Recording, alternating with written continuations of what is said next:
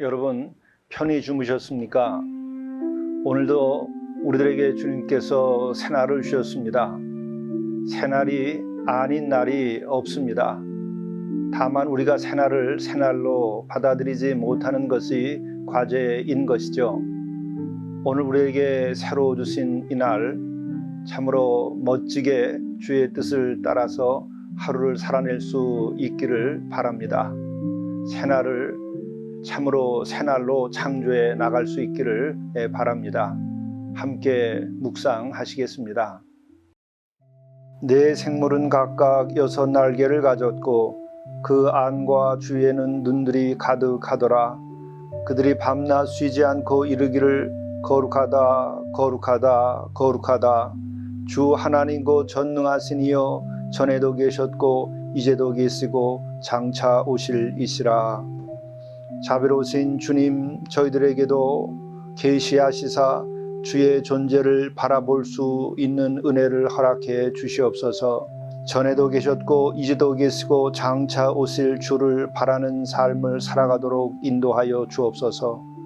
또한 저희들이 마음속 깊은 곳으로부터 하나님을 향하여 거룩하다 거룩하다 거룩하다 하는 마음을 가지고 주를 경외하며 거룩하게 살아가게 하시옵고, 또한 진리로 자유케 된 삶을 살아가게 하시옵고, 예수 그리스도의 한없는 그 사랑을 마음에 담고 오늘 하루도 사랑으로 삶을 성취해낼 수 있게 인도하여 주시옵소서. 우리 구주 예수 그리스도의 이름으로 간절히 구하옵나이다. 아멘.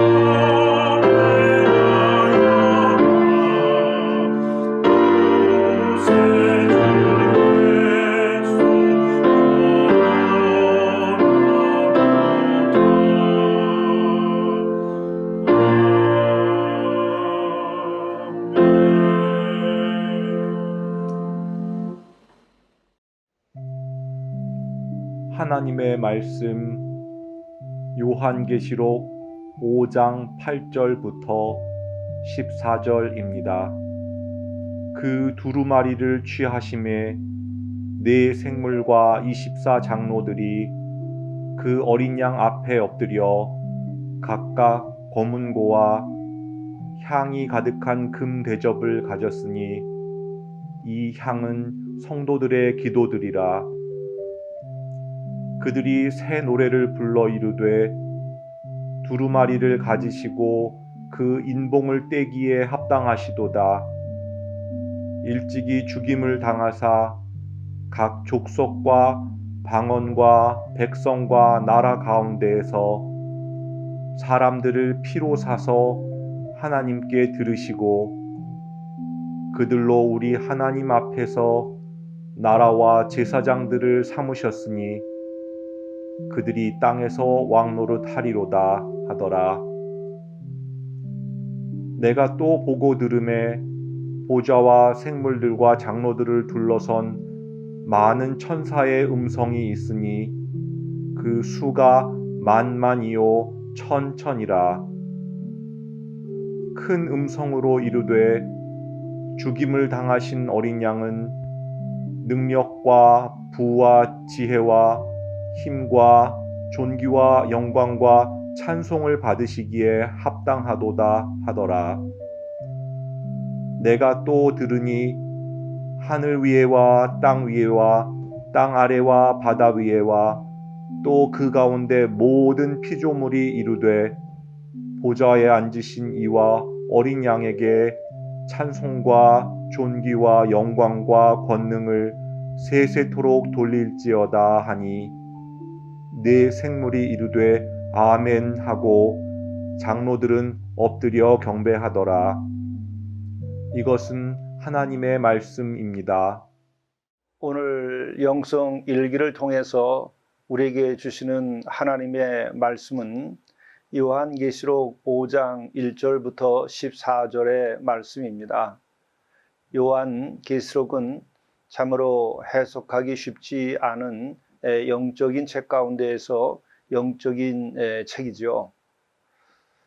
이 요한계시록을 우리가 시간을 내서 전체를 한번 함께 해석을 하고 또 그 깊은 뜻을 우리가 이해하고 우리의 신앙에 아주 중요한 소망이요 표준으로 삼을 수 있는 기회가 있으면 참 좋겠다 하는 생각을 가지게 됩니다. 또한 이 요한계시록을 우리가 전체를 잘 이해하려고 하면 실은 창세기로부터 시작해서 계시록 그 자체까지 66권의 성경에 대한 기본적인 올바른 이해를 가지고 있을 때에 이 요한계시록을 우리는 큰 부족함 없이 해석할 수 있습니다. 그러기에 요한계시록은 마지막 책이면서 동시에 전체의 성경을 아우르고 또 전체의 성경을 새롭게도 바라다 볼 수 있게 해주는 하나님의 계시의 말씀이기도 합니다. 이러한 관점에서 이 요한계시록을 우리가 한번 다시 주석을 하고 묵상을 하고 이해를 한다고 한다면 우리들의 영적인 그 측면에서 굉장한 도약이 있고 신앙이 아주 건전하면서도 깊은 영적인 또 하나님의 깊은 신비를 이해하고 우리가 신앙생활할 수 있게 됩니다. 그런 날이 언젠가 올 수 있기를 바랍니다. 오늘 이 5장 말씀 가운데 8절부터 14절의 말씀만 간략하게 그러나 중요한 말씀을 나누겠습니다. 우선은 그 두루마리를 취하심에 네 생물과 24 장로들이 그 어린 양 앞에 엎드려 각각 검은 고와 향이 가득한 금 대접을 가졌으니 이 향은 성도의 기도드리라. 굉장히 상징적인 것이고 또 이것은 하늘 그 나라에서 일어나고 있는 것을 이 요한이 계시로서 보고서 이와 같은 것을 우리에게 전한 것이죠. 여기서 두루마리를 취하심에라고 하는 것은 그 두루마리를 받아들다고 하는 것이죠. 근데 이 두루마리라고 하는 것은 우리가 굉장히 깊은 의미가 있음을 알아야 됩니다. 이 두루마리라고 하는 것은 우리가 잘 아시는 것처럼 하나님의 말씀이 담겨져 있는 것이죠. 이것은 하나님의 계시를 뜻하고 있는 것입니다.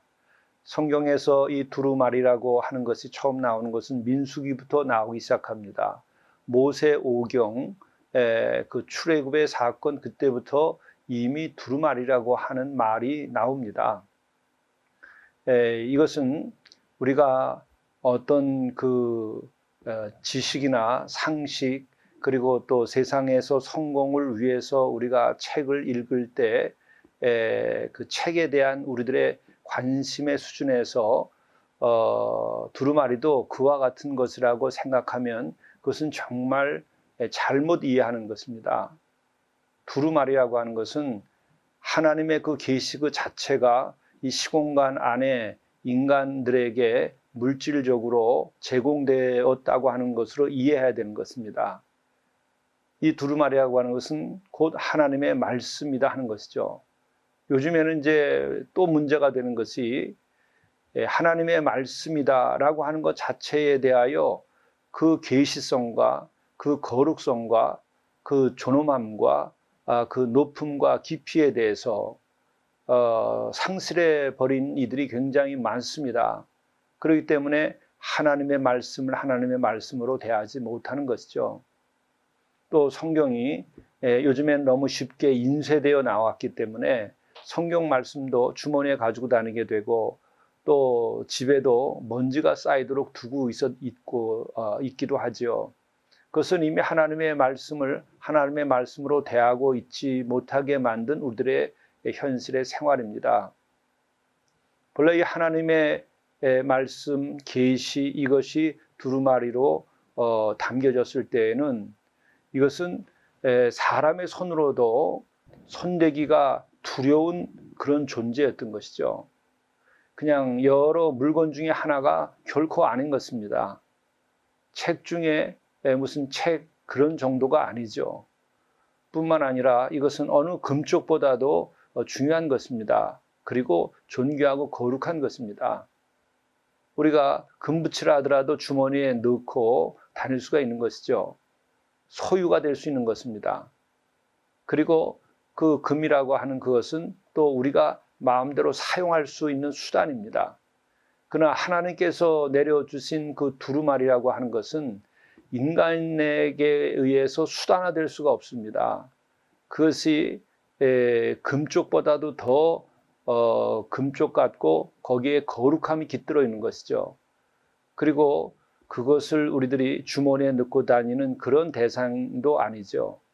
그리고 또한 오늘도 이 말씀을 보게 되면 이 두루마리를 계시록에서는 누구도 펼쳐보지를 못합니다.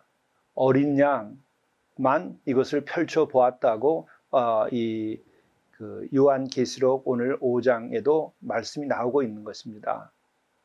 그러니까 여러분이나 저나 어떤 인간도 그 하나님의 계시의 말씀 밀봉된 것을 펴볼 수가 없는 그렇게 하나님의 계시 말씀이라고 하는 것은 아주 존귀하고 경외의 대상이 되는 것입니다.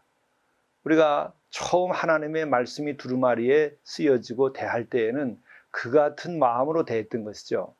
그 성경을 보게 되면 민수기로부터 시작해서 에스라서 또 시편, 예언서, 이사야서 이런 데 전부 이 두루마리에 관련된 말씀이 나옵니다.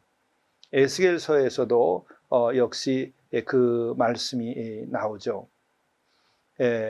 그러한 곳을 보게 되면 그 두루마리에 대하여서는 감히 손대기가 어려운 그와 같은 것으로 다 이해됩니다.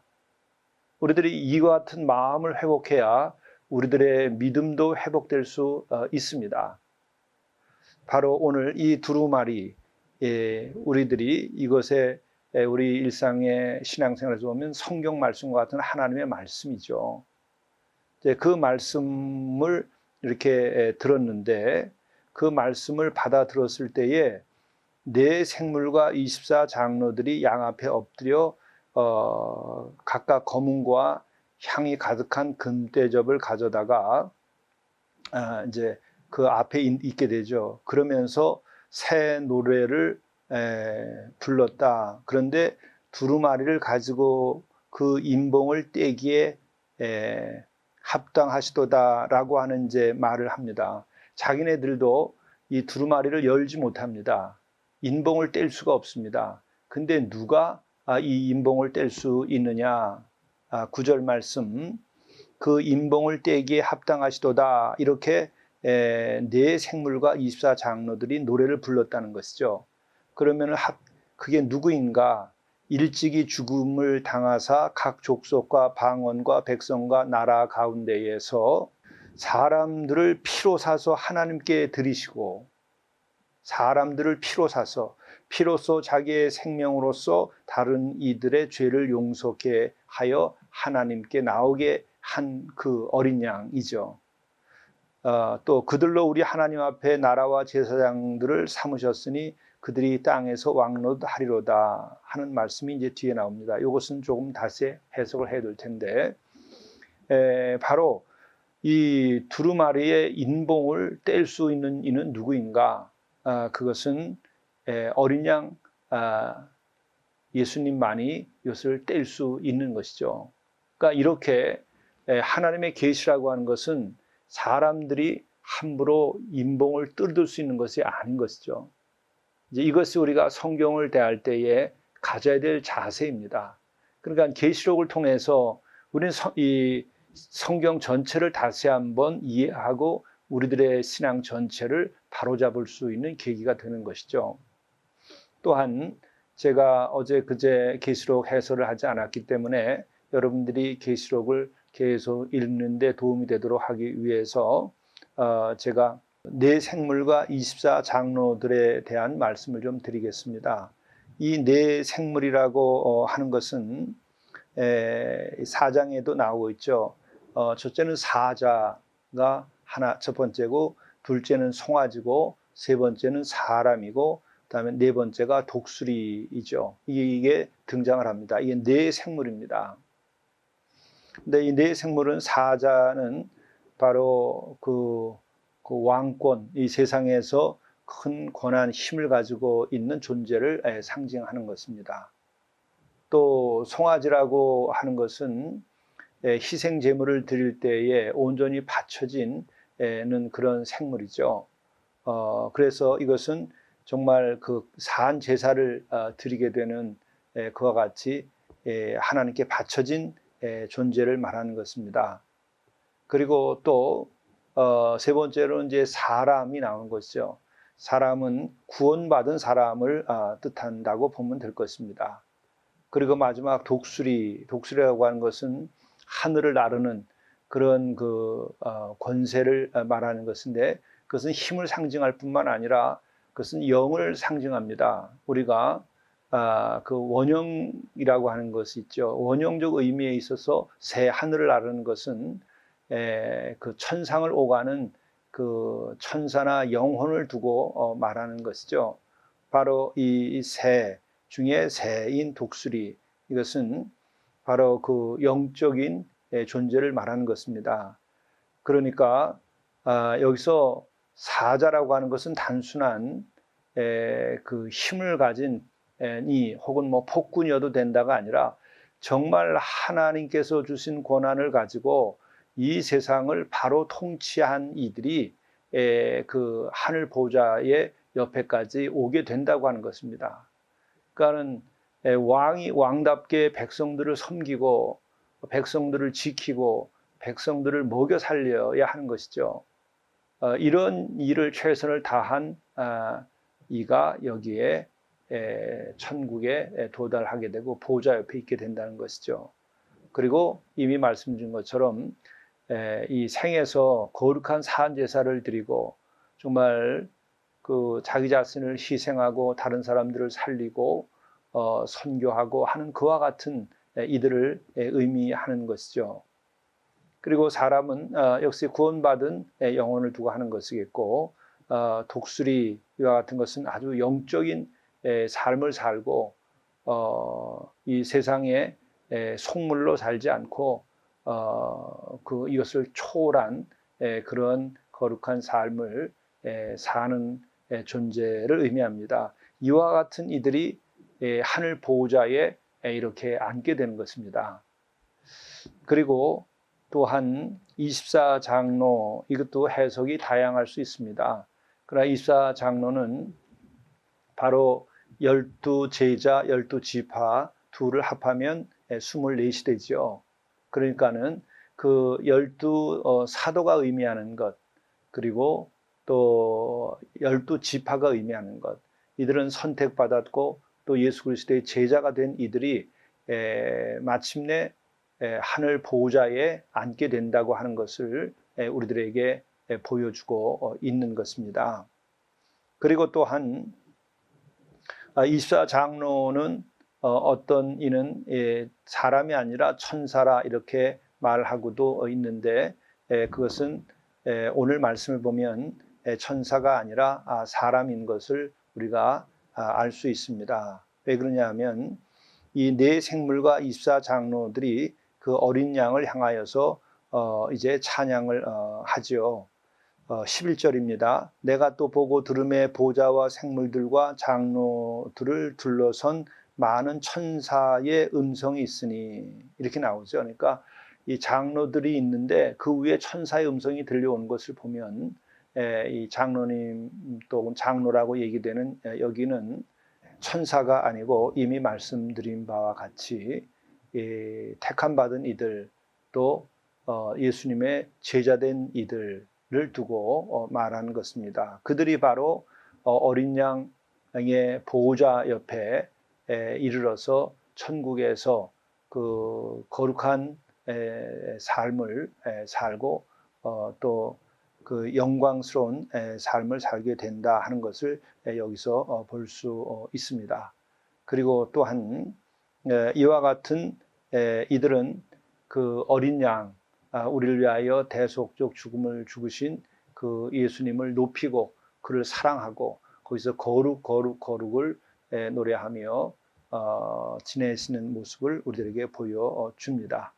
그래서 거기서는 진정으로 마음을 다하여 경배하게 되고 또 그곳에서 거룩한 빛 가운데에 존귀한 그 생을 이어감을 알 수 있습니다. 함께 기도하시겠습니다. 모든 피조물이 이르되 보좌에 앉으신 이와 어린 양에게 찬송과 존귀와 영광과 권능을 세세토록 돌릴지어다 하니, 내 생물이 이르되 아멘하고 장로들은 엎드려 경배하더라.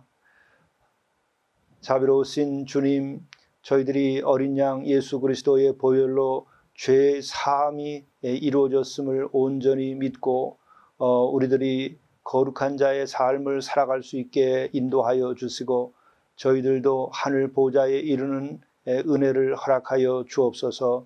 뿐만 아니라 이 땅에 살아가면서도 저희들이 진정으로 하나님을 거룩하다 노래하며 우리 자신들이 하나님을 경배하고 예배하는 것을 통하여 우리들의 삶이 참으로 거룩한 삶으로서 하나님의 뜻을 이루어나가게 하시고, 또한 진정한 복된 삶과 거룩함을 이룩할 수 있도록 인도하여 주시옵소서. 우리 주 예수 그리스도의 이름으로 간절히 기도드리옵나이다. 아멘. 오늘의 팔복의 삶은 오늘은 평화를 이루는 자로 살게 하소서입니다. 평화를 이루는 사람은 복이 있다 하였습니다. 우리가 다툼이 아니라 평화를 이루어야 되고, 또 평화를 이루기 위해서는 이해하고 상대편의 입장에서 생각해 줄 수 있어야 하고, 또 때로는 우리가 손해도 보고 용서도 할 수 있어야 됩니다. 이러기 위해서는 우리가 주님을 본받고 주님께로부터 오는 영적인 힘이 있을 때에 가능합니다. 이와 같은 영적인 삶, 평화를 이루는 삶으로 복되시기를 바랍니다. 감사합니다.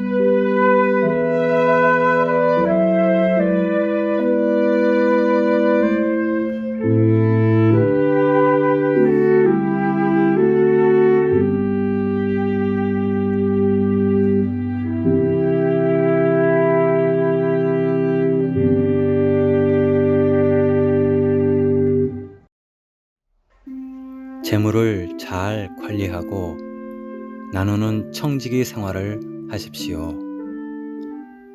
하루씩 기도하며 장부를 정리하십시오. 재물이 주인이 되지 않게 하십시오. 주인은 오직 한 분, 성삼위 하나님입니다. 재물을 목표로 하지 말고 소명을 목표 삼으십시오.